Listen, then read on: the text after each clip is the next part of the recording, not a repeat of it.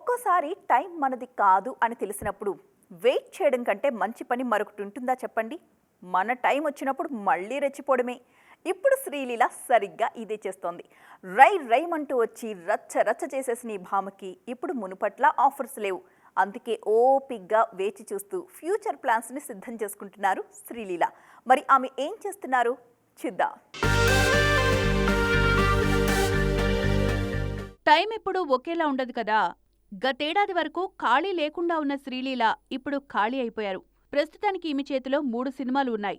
నితిన్ రాబిన్హుడ్తో పాటు రవితేజ 75వ సినిమాలో నటిస్తున్నారు శ్రీలీల. దాంతోపాటు పవన్ కళ్యాణ్ ఉస్తాద్లోనూ నటిస్తున్నారు. వీటిలో నితిన్ సినిమా పూర్తయింది. మిగిలిన 2 షూటింగ్స్ జరగట్లేదు.